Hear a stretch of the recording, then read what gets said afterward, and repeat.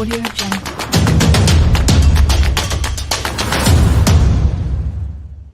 هبيع لك مكمل يخلي لك عروقك تنط من مكانها، ويضحك عليك الكابتن ويديك حاجة ما تعملش معاك أي نتيجة، وانت تفتكر المكمل مضروب أو يقول لك أصل جيناتك ضعيفة وما حصلش استجابة، وأي كلام ملوش أساس من الصحة. المهم إنه قبض الفلوس وخلاص. عامة ده لا مدرب ولا كابتن، ده أفضل تسمية ليه بياع اللي اتباع لك مكمل اسمه الأرجانين. بيعمل على توسعة الأوردة، بس مش معنى كده ان الوريد قطره 10 سنتي مثلا. دي معلومة بس ان مفيش وريد بالسمك ده للتوضيح مش اكتر.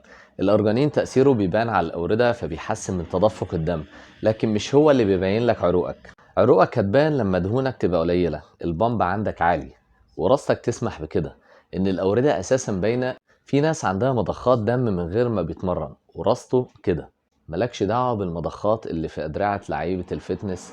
الاسترويد لها تأثير كبير مع تكرار الكورسات. الأرجانين مكمل ممتاز وبيندفع فيه فلوس وبريق ورك اوت جميل. دي نبذة بسيطة عنه بس يا سيدي.